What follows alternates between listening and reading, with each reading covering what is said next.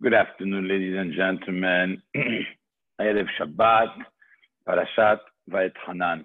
One of the most important parashot in the whole Sefer Torah, of course, with the Kiryat Shema, with the Aseret HaDiberot, but one of the most important Pesukim, of course, Ve'ahavta L'Reacha Kamocha.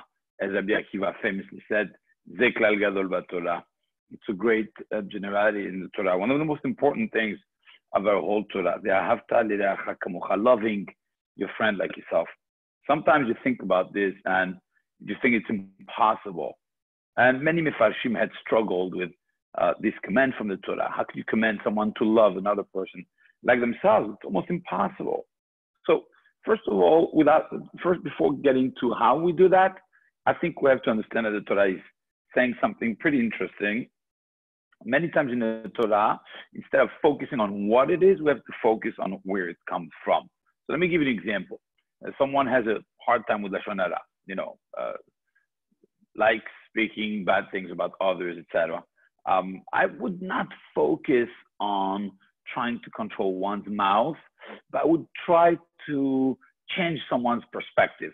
So for example, if someone says something bad about one's son, one's daughter, one's father, one's mother, one's spouse, generally speaking, one would come and defend them.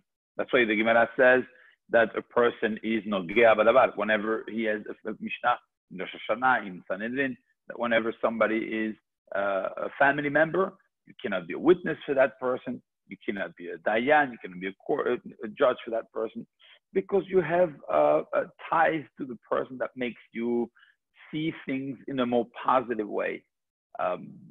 So one would be very rare that one would say Lashon Hara about his spouse. Usually it's the opposite. He hears someone says Lashon Hara about his spouse, would come, he or she would come to defend the spouse or the family member, etc. Which means that really it's not a problem of not being able to control one's mouth. It's really about the perspective. If I love a person, if I'm very close to someone, so then it's very unlikely that I would say Lashon Hara about this person.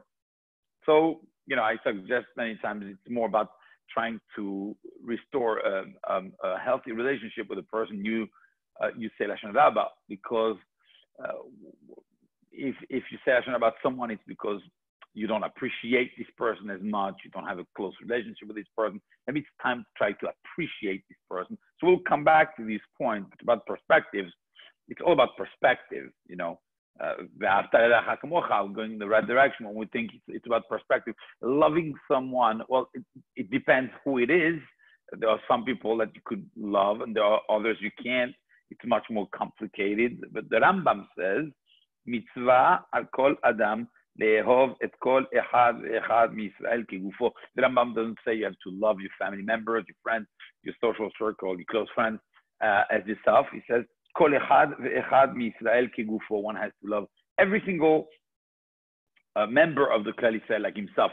It's almost impossible. On perspective, though, I would like to share with you Sherlock Holmes and Watson went on a camping trip. I'm sure you are very versed in Sherlock Holmes' writings.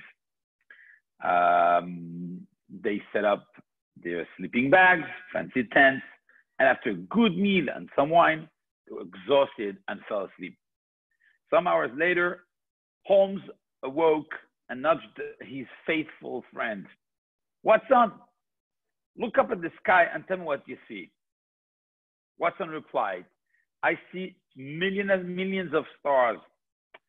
Yes, but what do you see? Like, what does that tell you? Watson pondered for a minute and answered, astronomically, it tells me that there are millions of galaxies and potentially billions of planets. Astrologically, I observe that Saturn is in Leo. Time-wise, I deduce that the time is approximately 3:15.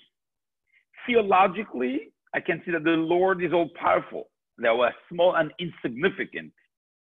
Meteorologically, I suspect that we will have a beautiful day tomorrow.